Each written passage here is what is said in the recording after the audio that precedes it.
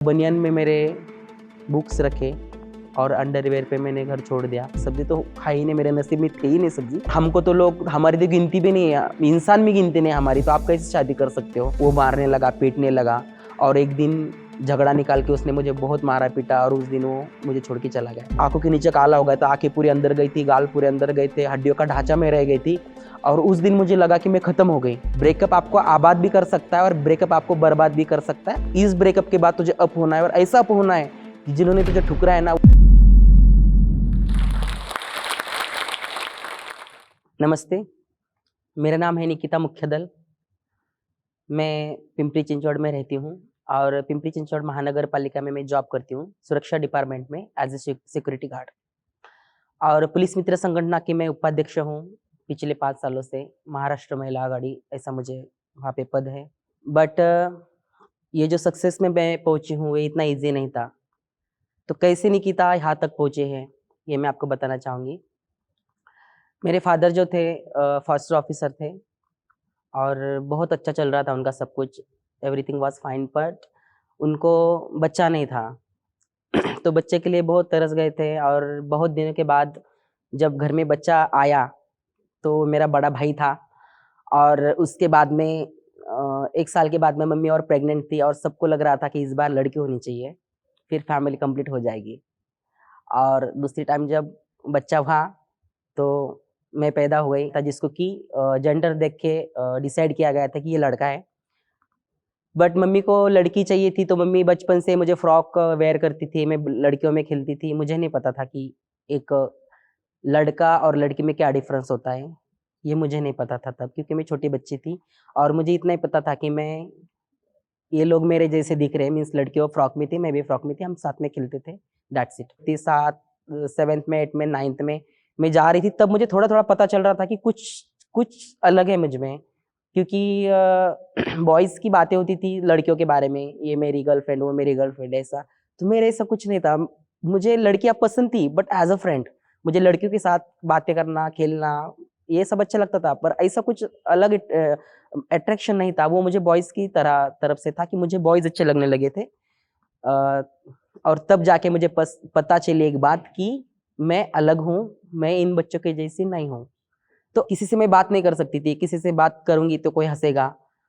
घर का टॉर्चर दिन ब दिन बढ़ते जा रहा था और 2004 के बाद मुझे घर छोड़ना पड़ा क्योंकि बहुत ज़्यादा टॉर्चर बढ़ गया था। मैं 10th पास आउट हो गई थी और उस बात को लेके मेरे पे अत्याचार ज़्यादा शुरू कर दिए थे कि स्कूल नहीं जाना चाहिए तुमने, और मुझे स्कूल पढ़ना था। बस इतनी सी बात के लिए मुझे घर छोड़ना पड़ा था। उस टाइम वायर की बैग आती थी, पिशवी बोलते हैं जिसको, बाजार लेने के लिए 2 रुपए की उस टाइम आती थी। वो 2 रुपए की पिशवी में मैंने मेरे बुक्स रख के घर छोड़ रही थी मैं। अंडरवेयर और बनियान मैंने पहनी थी, कपड़े भी वो लोग नहीं पहनने देते थे। तो उस वक्त हमारी माँ ने वो बैग छीन लिया और बोला कि ये हमारी बैग है, ये तू नहीं लेके जा सकता। तो मैंने मेरा बनियान में मेरे बुक्स रखे और अंडरवेयर पे मैंने घर छोड़ दिया। कहाँ जाना था, क्या करना था, कुछ नहीं पता था मुझे। बस मुझे इतना पता था कि मुझे पढ़ना है और मुझे कुछ बनना है, दैट्स। मैंने बुक्स उठाए और वहाँ से मैं रोते-रोते जाने लगी। वो गली में चौल था, वहाँ पे उन औरतों के साथ में काम करने जाती थी। तो उन लोगों ने देखा कि अरे नितिन रोते-रोते किधर जा रहा है, क्या हुआ? तो उन्होंने आवाज़ दिया, क्या हुआ बेटा, क्या हुआ बेटा, क्या हुआ बेटा, ऐसा बोला। तो मैंने बोला ऐसे-ऐसे बात हो गई है अभी। उन्होंने फेंक दिया बुक्स, तो मुझे जाना पड़ेगा। बोले कहाँ जा रहा है? मैंने बोला पता नहीं।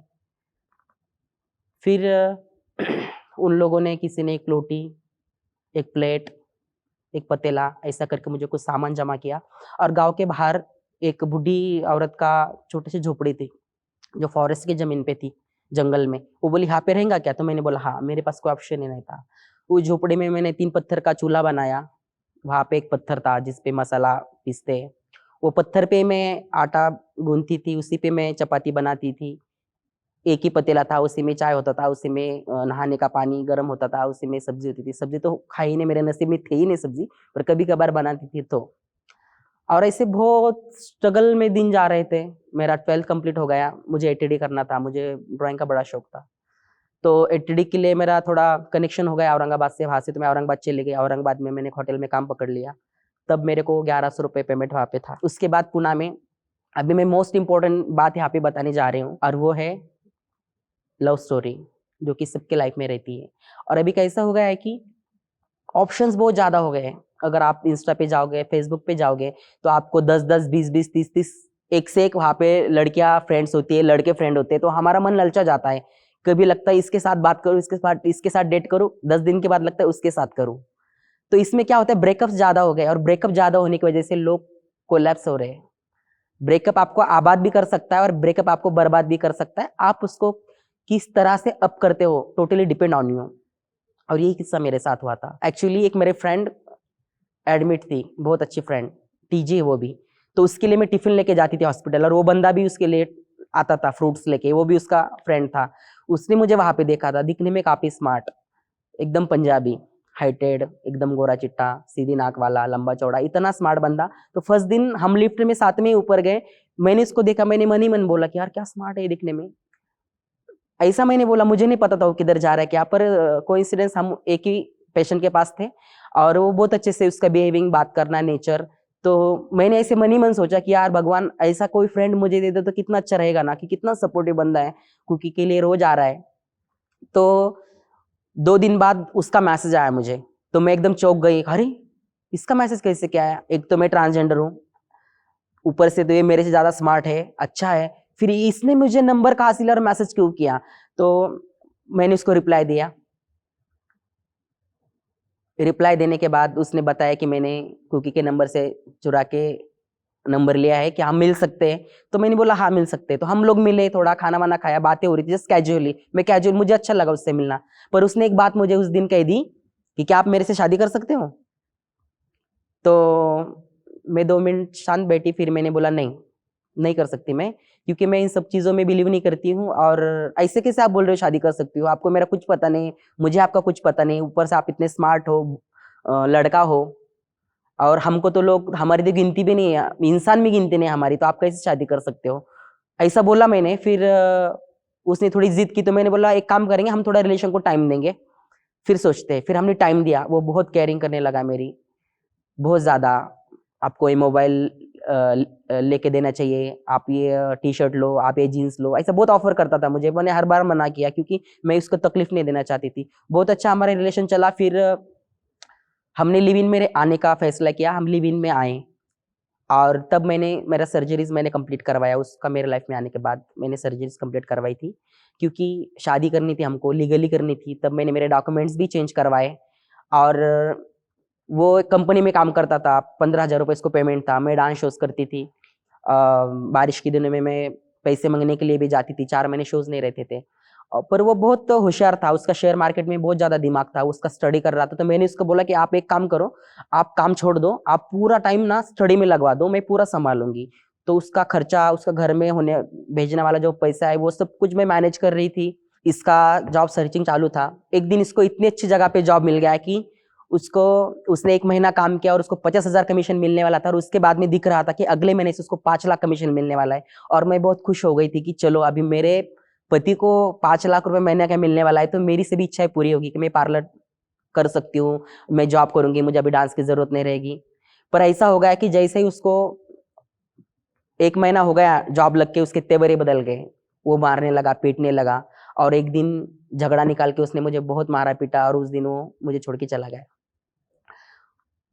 वो जाते जाते बोल के गया, रूम मालिक को मैं जा रहा हूँ, इसने मुझे मेरा मर्डर करने की कोशिश की है, मतलब मैंने, और मैं जा रहा हूँ, इसको अभी के अभी निकाल दो। घर मालिक ने बोला आपको रूम खाली करना होगा अभी के अभी, बारिश के दिन थे। मैंने बोला मैं 1 दिन में किधर जा सकती हूँ, आप मुझे 2 दिन का टाइम दो।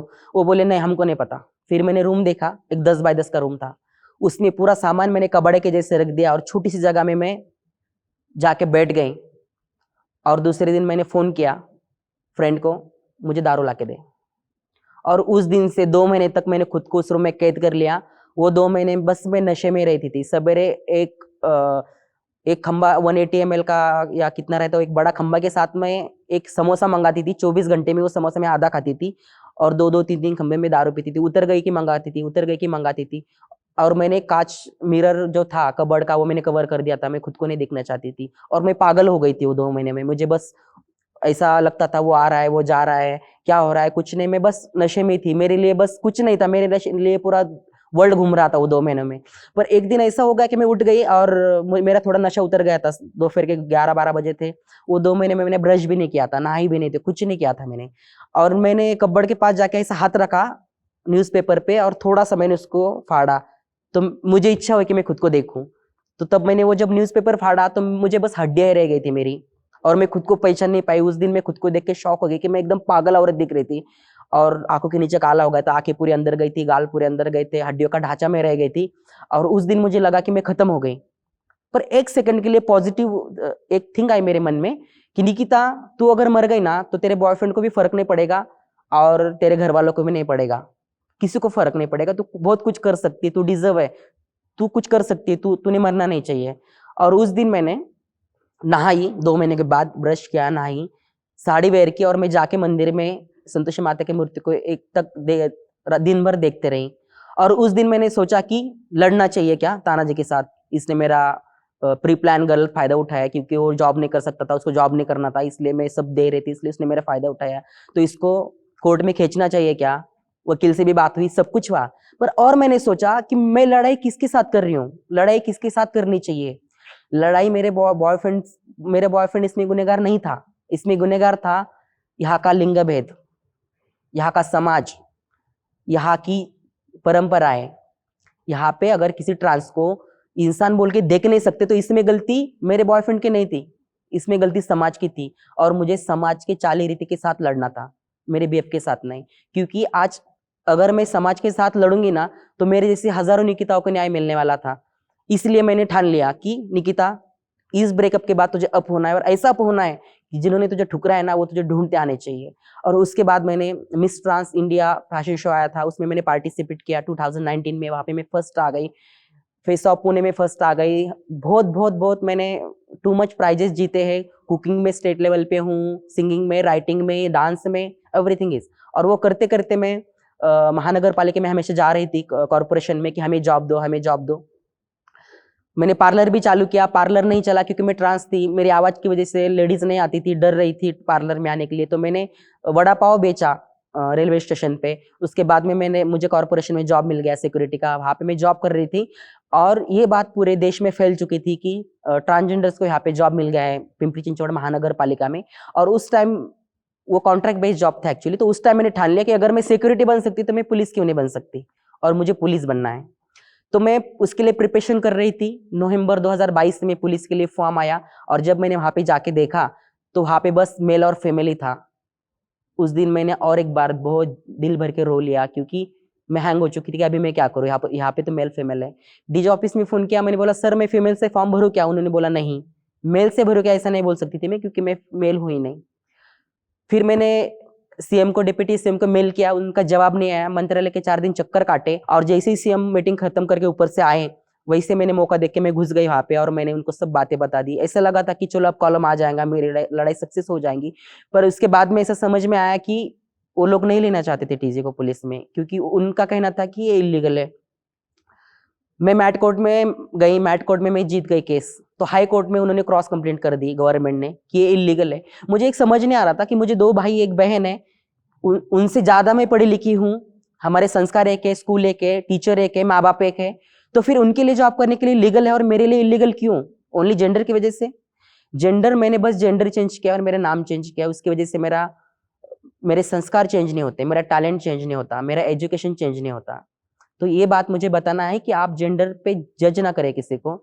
उसके बाद मैं हाई कोर्ट में जब केस चली तो उसका रिजल्ट आया, और वहां पे मैं केस जीत चुकी हूँ। और मुझे खुशी है कि महाराष्ट्र में पहली बार मैंने केस किया था, उसकी वजह से महाराष्ट्र में पुलिस के लिए ट्रांसजेंडर को कॉलम आ चुका है। और इस बार जब पुलिस में आपको जल्दी ही ट्रांसजेंडर्स देखने को मिलेंगे, और मैं देश की सेवा करना चाहती हूँ। और इतनी आप सबसे विनती है कि किसी का जेंडर पे जाके उसके जज ना करें, बल्कि उसका टैलेंट देख के आप जज करें, और आपके ब्रेकअप को अप करें, और ब्रेकअप को पकड़ के आप आबाद हो जाए, बर्बाद ना होए। Thank you very much.